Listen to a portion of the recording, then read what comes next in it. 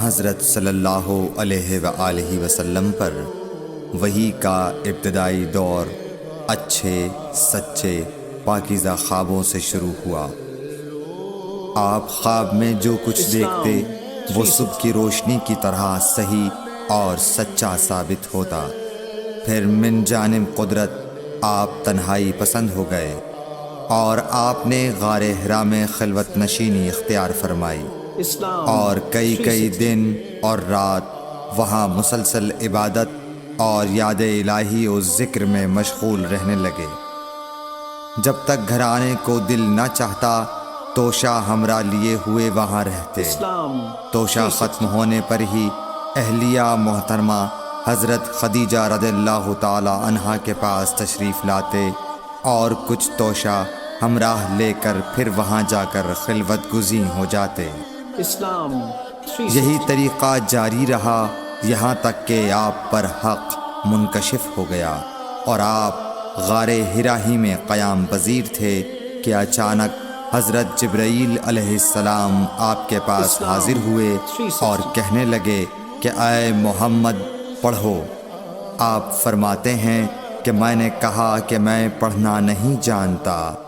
آپ صلی اللہ علیہ وسلم فرماتے ہیں کہ فرشتے نے مجھے پکڑ کر اتنے زور سے بھینچا کہ میری طاقت جواب دے گئی۔ پھر مجھے چھوڑ کر کہا پڑھو۔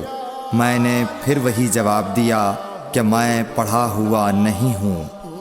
اس فرشتے نے مجھ کو نہایت ہی زور سے بھینچا کہ مجھ کو سخت تکلیف محسوس ہوئی۔ پھر اس نے کہا کہ پڑھ۔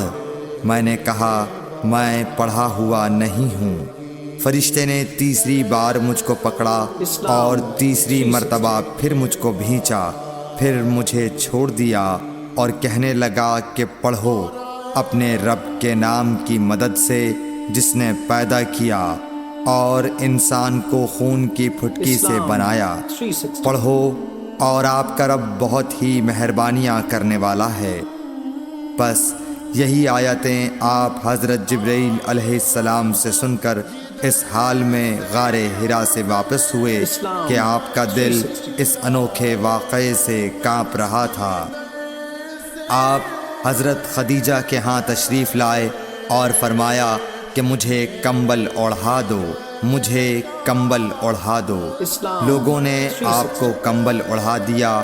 جب آپ کا ڈر جاتا رہا تو آپ نے اپنی زوجہ محترمہ حضرت خدیجہ رضی اللہ تعالی عنہا کو تفصیل کے ساتھ یہ واقعہ سنایا اور فرمانے لگے کہ مجھ کو اب اپنی جان کا خوف ہو گیا ہے۔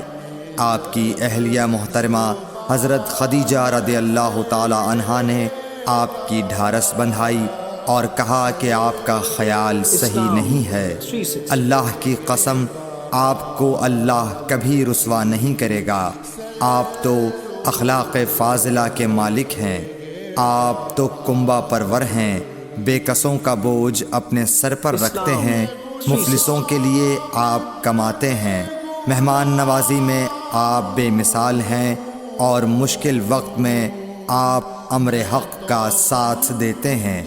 ایسے اوصاف حسنہ والا انسان یوں بے وقت ذلت و خواری کی موت نہیں پا سکتا۔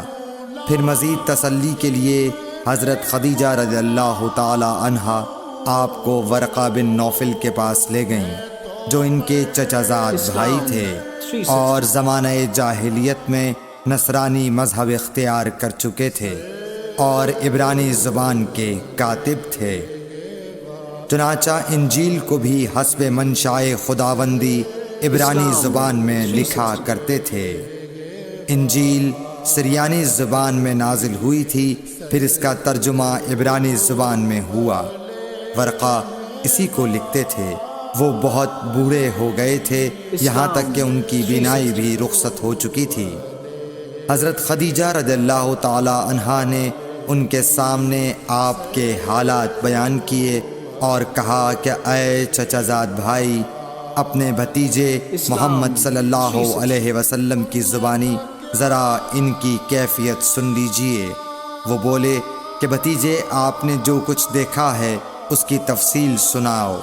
چنانچہ آپ صلی اللہ علیہ وآلہ وسلم نے از اول تا آخر پورا واقعہ سنایا، جسے سن کر ورقہ بے اختیار ہو کر بول اٹھے کہ یہ تو وہی ناموس معزز رازدان فرشتہ ہے جسے اللہ نے حضرت موسیٰ علیہ السلام پر وحی دے کر بھیجا تھا۔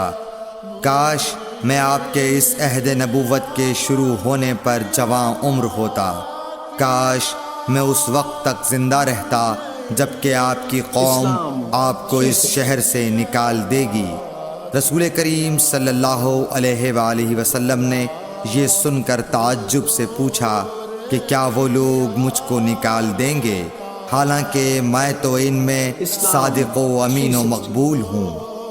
ورقہ بولا، ہاں یہ سب کچھ سچ ہے، مگر جو شخص بھی آپ کی طرح امر حق لے کر آیا لوگ اس کے دشمن ہی ہو گئے ہیں۔ اگر مجھے آپ کی نبوت کا وہ زمانہ مل جائے تو میں آپ کی پوری مدد کروں گا، مگر ورقہ کچھ دنوں کے بعد انتقال کر گئے، پھر کچھ عرصے تک وحی کی آمد موقوف رہی۔ صحیح بخاری حدیث نمبر 3۔ قرآن و حدیث کی